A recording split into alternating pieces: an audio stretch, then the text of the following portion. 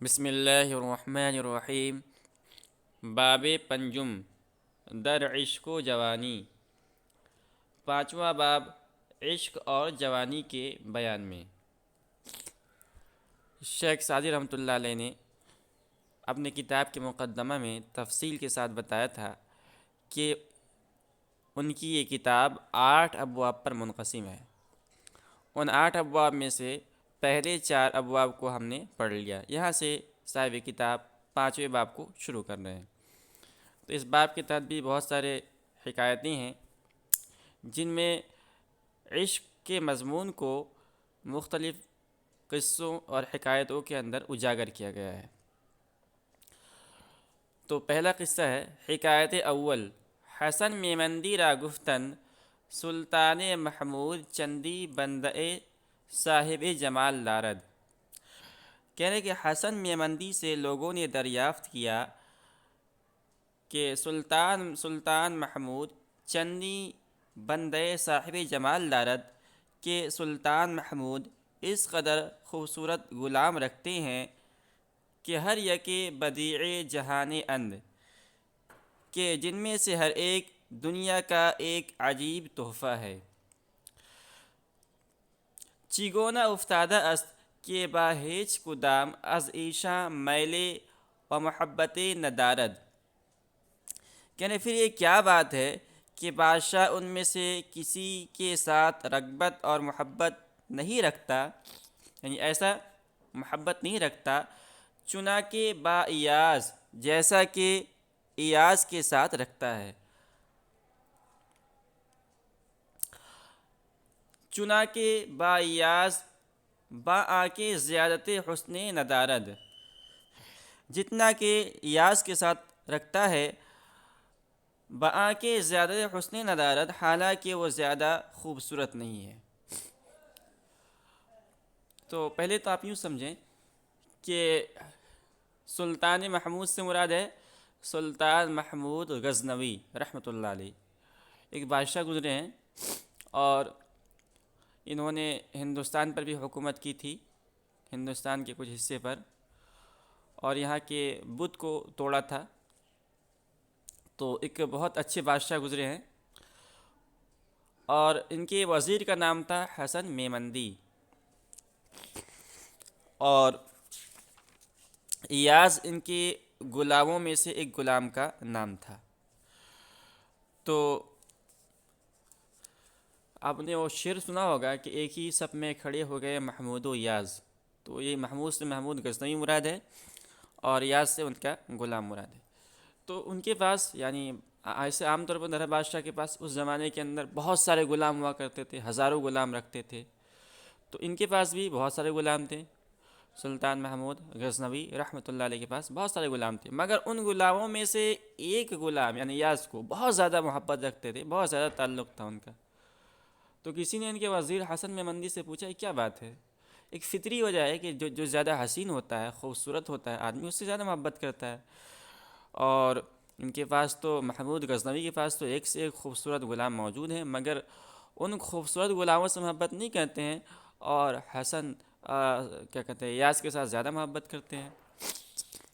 تو جب یہ پوچھا تو جواب دیا کہ انہوں نے، وزیر نے، گفت ہرچے در دل فرود آید در دیدہ نیکو نماید۔ کیا کہ ہرچے جو کچھ دل میں اتر جاتی ہے، ہرچے در دل فرود آید، جو کچھ دل میں اتر جاتی ہے، در دیدہ نیکو نماید، تو آنکھ میں اچھی معلوم ہوتی ہے۔ تو ان کے کہنے کا مطلب یہ تھا، اور ان کے جواب کا حاصل یہ تھا کہ دیکھو یہ باب عشق سے تعلق رکھتا ہے، اور عشق میں معاملہ یہ ہوتا ہے کہ حبک الشیء، یعنی تمہارا کسی چیز سے محبت کرنا تمہیں اندھا اور بہرا بنا دیتا ہے۔ تو ہے نا وہ شعر کہ شمس و قمر سے روشنی دیر و حرم میں ہو تو کیا ہو، مجھے تو تم پسند ہو اپنی نظر کا کیا کروں۔ تو کہنے کا مطلب یہ ہے کہ سلطان محمود کو ایاز سے محبت ہو گئی تھی، ایاز سے ان کو ایک قسم کا عشق ہو گیا تھا، اور اسی عشق نے ان کو یعنی ایاز کو سلطان محمود غزنوی کی نظر میں محبوب بنا دیا تھا۔ تو یہ باب عشق سے تعلق رکھتا ہے، اور اس کو یہی لوگ سمجھ سکتے ہیں جو عشق کرنے والے ہیں۔ اور عشق کا جو تعلق کسی کے خوبصورتی اور حسن سے نہیں ہوتا ہے۔ آدمی کی نگاہ میں جو محبوب ہو جائے، آدمی کی نگاہ میں جو بھا جائے، بس آدمی کو اسی سے محبت ہو جاتی ہے، چاہے وہ خوبصورت ہو یا نہ ہو، چاہے اس کے اندر ظاہری خوبصورتی ہو یا نہ ہو۔ کیسے بدید انکار گر نگاہ کند، وہ شخص کہ جس کو کیسے بدید انکار، دیدہ موصوف ہے، انکار اس کی صفت ہے، یا مضاف بھی کہہ لیں، کیسے بدید انکار گر نگاہ کند، اگر کوئی مخالف کی نگاہ سے دیکھے، مضاف علیہ کی ترکیب بنائیں گے، دیدہ مضاف، انکار مضاف علیہ۔ تو انکار کا ترجمہ یہ ہے جو چیز منکر ہو، ناپسندیدہ ہو، یہاں ہم اس کا ترجمہ مخالف سے کر رہے ہیں۔ کیسے بدید انکار گر نگاہ کند، اگر کوئی مخالف کی نگاہ سے دیکھے، یعنی کہتے ہیں نا کہ بغض کی نگاہ سے دیکھے، تو اگر کسی کو کسی سے بغض ہو، کیسے بدید انکار گر نگاہ کند، اگر کوئی مخالف کی نگاہ سے دیکھے گا، نشان صورت یوسف دہد بنا خوبی، تو یوسف علیہ السلام کی صورت بھی خراب بتائے گا۔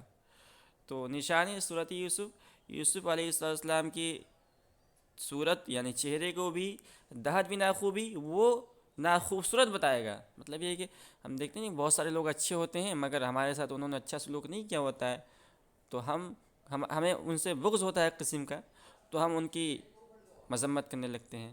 کیونکہ ہماری نگاہ کے اندر وہ اچھے نہیں ہیں، حالانکہ وہ لوگ اچھے ہوتے ہیں، نفس الامر کے اندر، حقیقت کے اندر اچھے ہوتے ہیں، مگر ہمارے ساتھ انہوں نے اچھا سلوک نہیں کیا ہوتا ہے، اس لیے ہماری نگاہ کے اندر جو ہے یہ ہو جاتے ہیں۔ تو کہنے ہیں کہ اگر آدمی کا نگاہ میں کوئی مبغوض ہونا، تو اس کے اندر ہزار خوبصورتی ہو، خواہ وہ حسن یوسف رکھتا ہو، پھر بھی وہ ناپسندیدہ ہو جائے گا۔